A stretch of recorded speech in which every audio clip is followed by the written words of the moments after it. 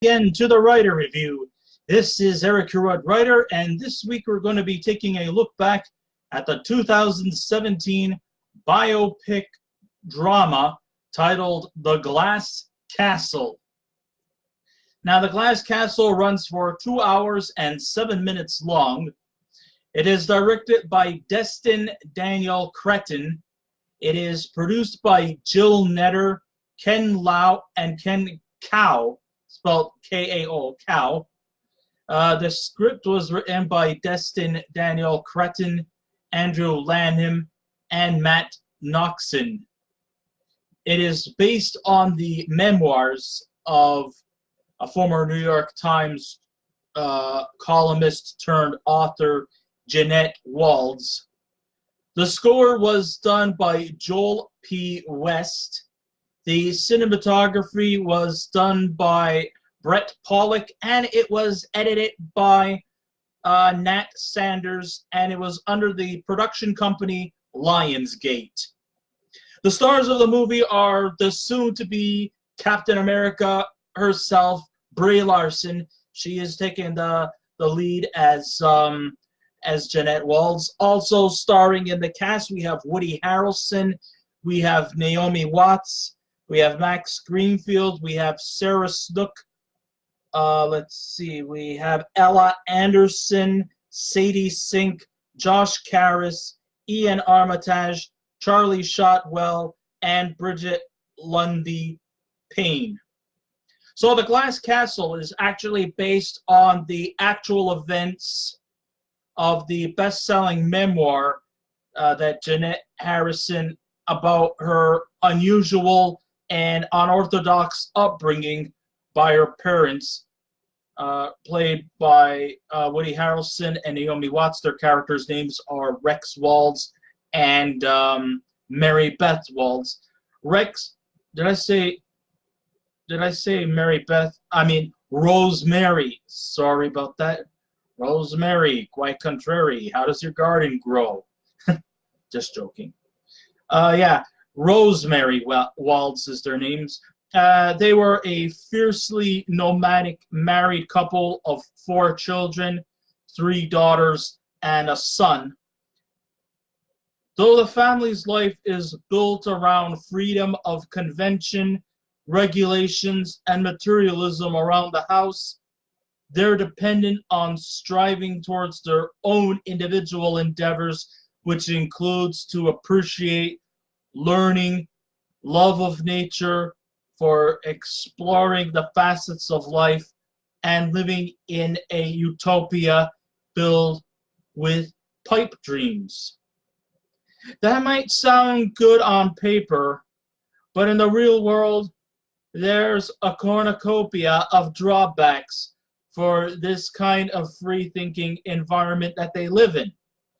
The family is constantly migrating from one home to another, making the children feel alienated by the people around them. Their schooling is a non-priority fundamental, and sure, they're homeschooled, but not under the educational restrictions. They're not learning, the basics of English, math, science, or some form of language or art or whatnot. No, their education is lenient more towards just living the life. Does that sound organic? Not in the slightest. Of course, what's synonymous with their free thinking comes a lot of heavy-duty consequences. They seem to be irresponsible. They seem to kind of like force upon this kind of nomadic lifestyle towards their kids. They seem to live in rather condemned homes in the middle of nowhere, just because everybody's they have this kind of whole ideology that everybody's after them, and once the tax collectors try to come to get their commission, they seem to just vamoose and hide out in rather dilapidated homes. And, you know, it also results, because of their irresponsibility, the kids are eventually malnourished. Sometimes they might go days or even weeks without food or proper heating and stuff. If you think that Rex and Mary Beth are going to be in any way contention for Parents of the Year, you're just out of your fucking minds. Excuse my language. Because these guys are not going to be in any way, shape, or form Parents of the Year. They let their children starve. In fact, there was this one scene where the kids decide to take a stick of butter and sprinkle it with sugar and have that for breakfast, or just have it something just so that they could get by in their day. That's just how irresponsible Rex and Mary Beth are. I mean, that's fucking crazy. They're fucking crazy. Especially Rex. I mean, Rex practically, whatever they do get a little bit of money, is it for a good cause? Fucking no. They use it, Rex uses it practically uses it for beer money or whatever alcoholic beverages he likes to gulp down his throat. And then there are just times when, you know, he could be like really aggressively abusive when he's inebriated. And then there are other times when he becomes sympathetic, compassionate, and vulnerable. Now I know I'm kind of like panning badly towards Rex, but I'm going to be equilibrium here. Rosemary is not any better. I mean, sure, she's got aspirations of, you know, thinking that, you know, her bohemian lifestyle is just gonna just materialize organically, but she's just as fucked in the mandula oblongata as Rex is. She of course, you know, but she has ambition. She wants to you know, pursue a career in art.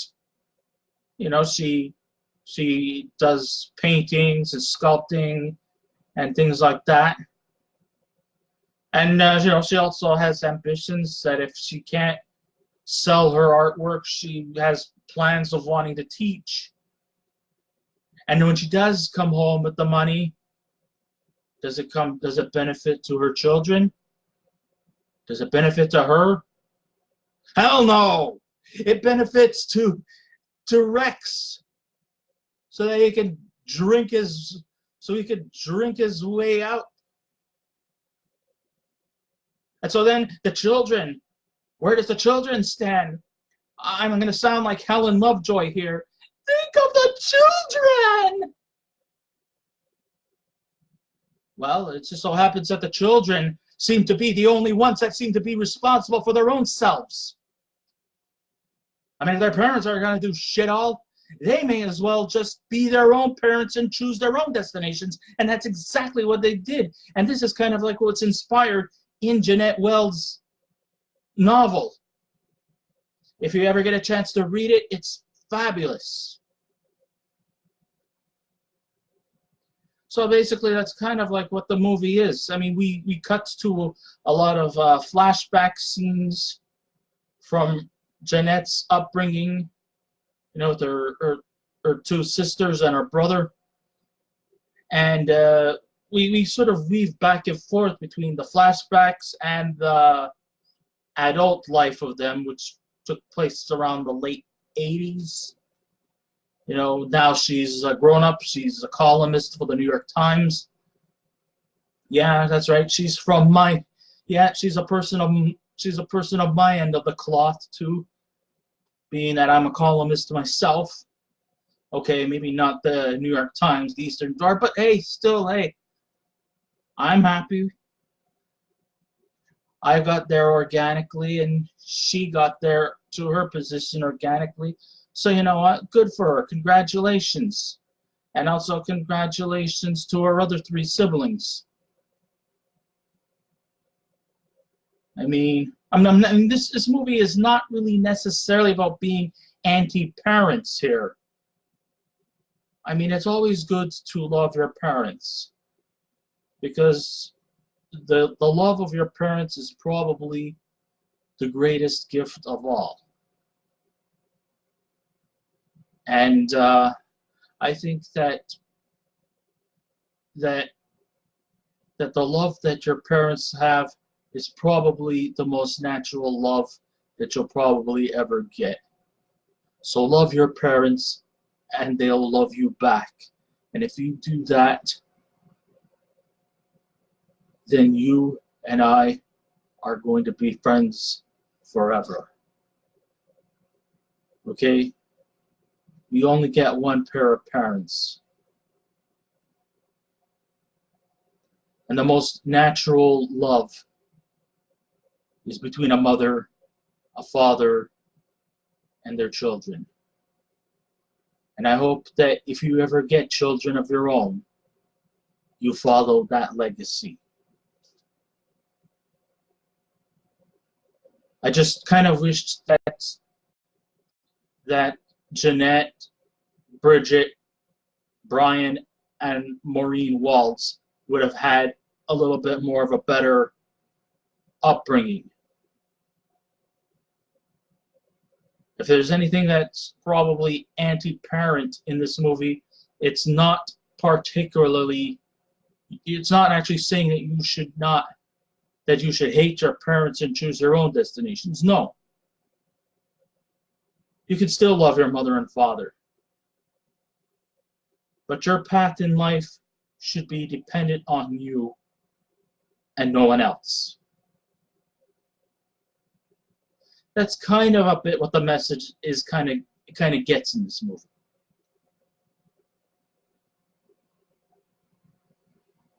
So the family, constantly migrates from one home to another, making them feel alienated by people around them. Their schooling is not like fundamental. Sure, they're homeschooled, but not under educational restrictions. Hell, even food, shelter, and heating and air conditioning is very scarce to total deprivation. That's not healthy. That's not a way to raise a family. Rex and Rosemary are very, very unfit parents, and that's probably an understatement on my part. To make matters worse, Rex is a chronic inebriate with a temper to match, which is the perfect catalyst for empathy over ideology. His idea of education is through living, and everything else is bull, contrary to the swim or sink lessons we've learned in school. You either do well academically or you fail as a loser. It's you to choose your destinations. It's up to the teachers, it's up to your parents, it's up to your superiors to choose to guide you to the path of success. But in the end, the only person who could guide you to success is your own self.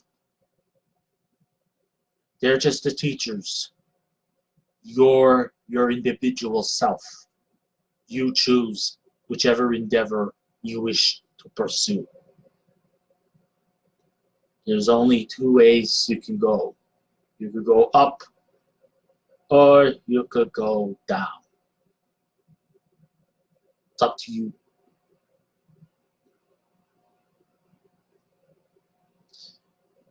So in spite of being an alcoholic and a dreamer, you probably might think that this guy is probably some uneducated, pathetic, binge-drinking loser who does nothing but sit on his ass all day, watch TV, drink beer, scream, and fart on the living room couch.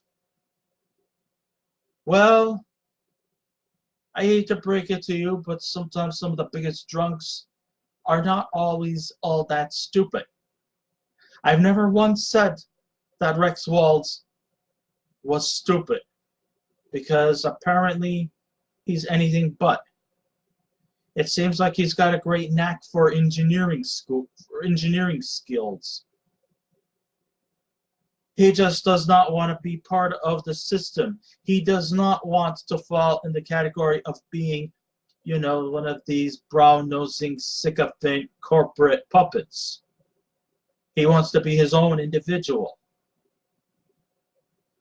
Now, I'm not saying that people who are in the corporate world are all just a bunch of ass-kissing corporate puppets, not by a long shot.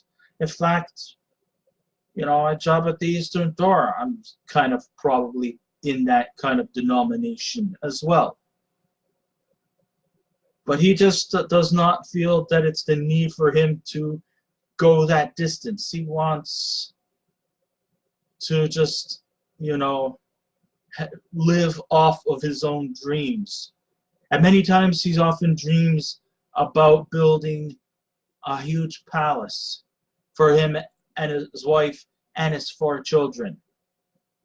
Something in metaphors known to himself as a glass castle, hence the title.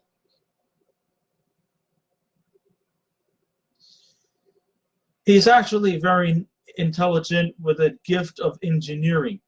However, his ideological beliefs and carefree demeanor counterbalances between being unmotivated and depressed, and his inner manifestations leads him to the sauce. And like I said before, Mary Beth is no saint either.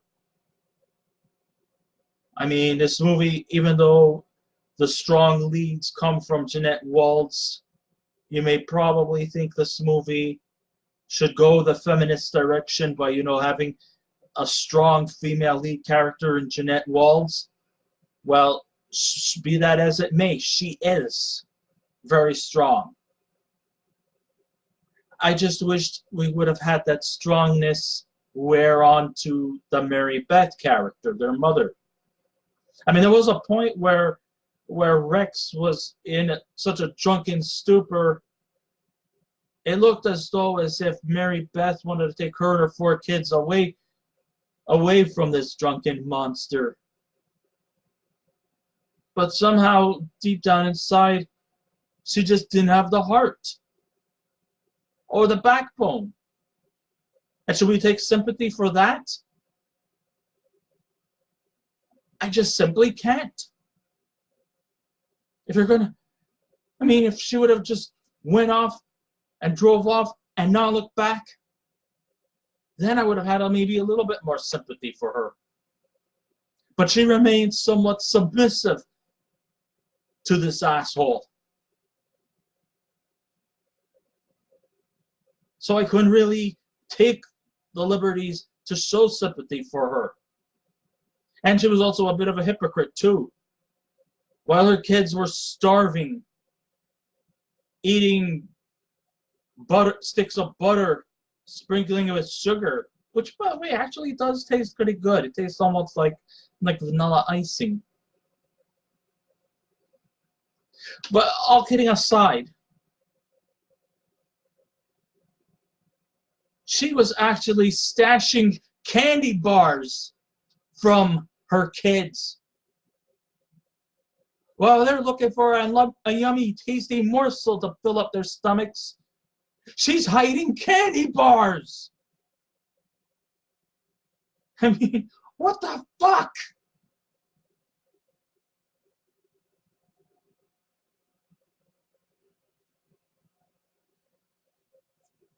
Okay, so her ambitions was to be an artist. Her real work embellishes the film. Her dreams are there, but her drive is absent, and her reality check comes into play as she neglects to the people who need her the most, and that is her 4 children. Like youths, adults can build their lifestyles off of dreams. Even settling in a condemned house that deprives of indoor plumbing, labeled as the metaphoric glass castle. Sure, it seems exciting that the children live in a world in which they are free to be themselves. The only drawback is the societal norms and reality does come by, and that the parents need to at times get their heads out of their asses. It comes to a point where the kids need to be self-taught if their parents won't do fuck all for them. Sure, it's all right to dream, but if it becomes more a part of your life, it becomes more self-serving and careless, to the breaking point that Rex and Rosemary might be unfit to raise their children. And I know I'm kind of being a bit excitable about this, but deep down inside, that underneath all my anger and all my swearing, it actually kind of breaks my heart. But the kids who can't seem to depend on their parents, and don't get me started with Rex's grandparents either, especially the grandmother. Oh my God, she's a piece of work, and I don't mean art. I mean the round brown stuff that isn't chocolate truffles.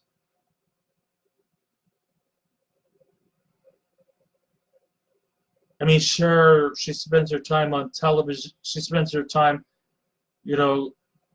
she's abusive. She also seems to live in a condemned, dilapidated house. And just like her son, Rex, she's also kind of on the abusive side. And she also comes across as being she's not the stereotypical sweet old granny either. I mean, she's abusive. And she's a fucking bitch too. I mean, there was one scene where normally I try to keep my composure, and I almost vowed to say that I would never lay a hand on anybody. But she gets such a cringeworthy scene with her that I almost felt like I wanted to strangle her. But then I held myself back, saying, get a grip on yourself, Eric. This is just a movie. There is a scene where she does some of the most disgusting, disturbing stuff that almost made me want to throw up. There was a scene where Brian was in the room, was in his room, and his grandmother walks in on him, and oh, I don't know how to say this, and maybe I don't want to say this, but since this is an upload, and I am critiquing this movie. Oh, here it goes. She was groping with Brian. There, I said it, now shoot me. Okay. Now that I got that out of my system, yeah. So even the exteriors of their family is not very reassuring. And even just by me saying that, I feel so dirty, and I feel so sick to my stomach. I'll just try my best to end this very quickly. I think I might need to take another shower. And yet I just took one half an hour ago. So under the direction of Destin Daniel Cretton, I, in spite of all the grim situations and all the and all the horrific events in this movie. The story overall was brilliant, nuanced, and it was complemented by an ensemble of very well-versed characters, along with the veteran performers like Woody Harrelson and Naomi Watts. Brie Larsen is definitely showing that superstardom is inches away, and not because of the fact that she's going to be playing Captain Marvel in a new, well, she's going to have her own, she's going to play Captain Marvel in the Avengers movie that's coming out this year. She's also going to have her own take on the Captain Marvel character. She's going to have her own adventures. So, you know, I hope for big things for her to come. And, you know, I've seen her in a few other movies. She's an Oscar-nominated performer. So, you know, the Captain Marvel character is in good hands. And, you know, praise is off to Woody Harrelson. Woody Harrelson, he's been around forever. Naomi Watts has been around for a long, long time. They also pull off the roles very well.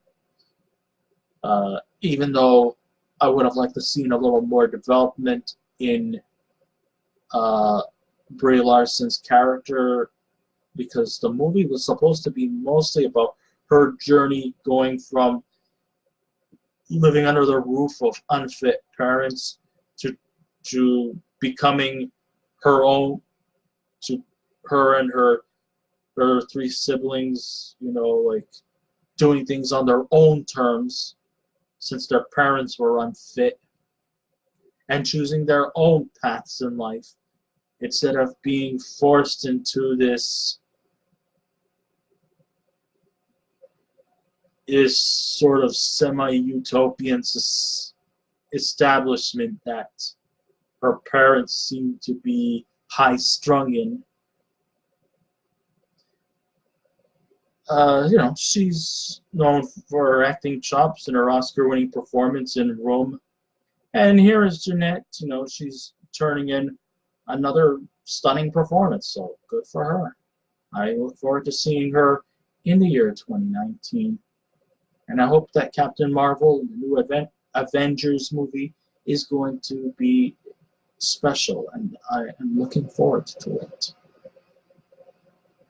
The other actors who play their kids from different ages were definitely wonderful too. Especially provocative was Ella Anderson, who played Jeanette when she was 11.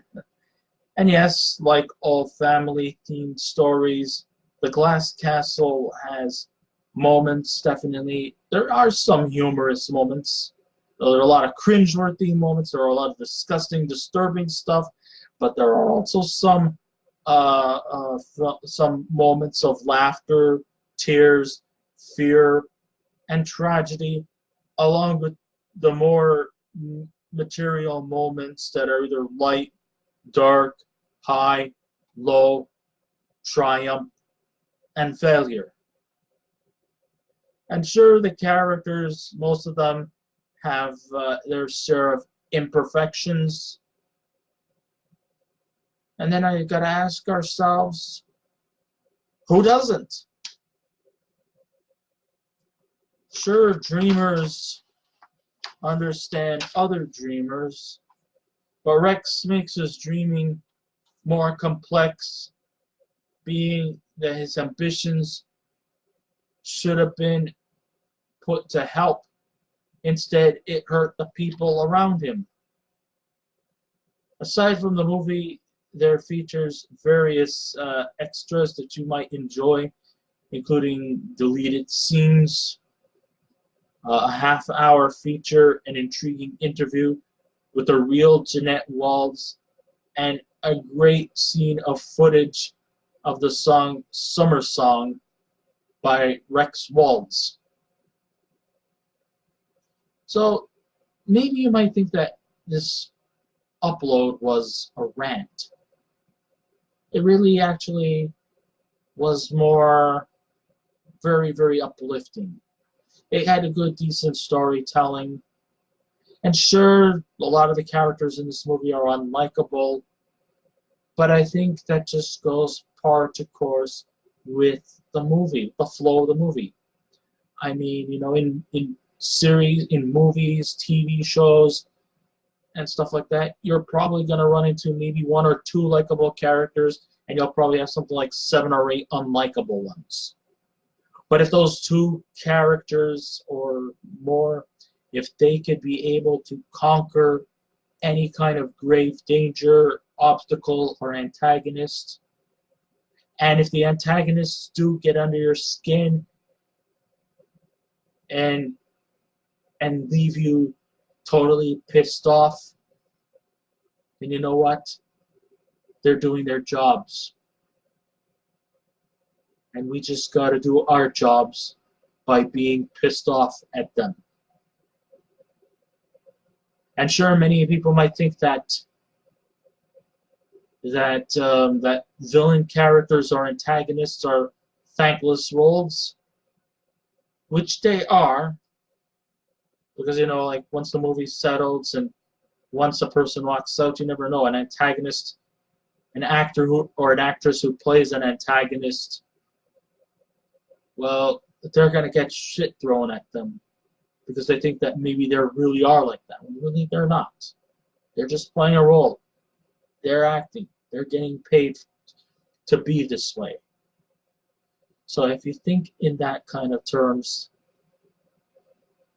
don't. I've been with theater for many years, and a lot of the roles that I have played over the past few years have mostly been antagonists. But you know what? Once the costume's off, it's me again. And that's just something that you should just think about. We're all practicing lines. We're all reading scripts. We're all in costumes. But once the costumes are off, we're back to ourselves again. Scene! So with all said and done, if I was to give a scale out of 10, I would give the Glass Castle an 8. I highly recommend you guys to check this movie out. Or even better, why don't you read the novel, the memoirs, The Glass Castle by Jeanette Waltz, because it is a fantastic piece of writing. So I guess this ends my writer review. Thank you all for listening in. If you wish to subscribe to my YouTube channel, it's under the name Eric Ryder, and I would really truly appreciate it. If you wish to leave a comment, go right ahead. Just remember the 3 simple rules: be kind, be courteous, and don't be rude. And I will be back again with another movie review. So until next time, this is Eric Red Ryder saying, keep watching those movies, and I'll see you around. Goodbye.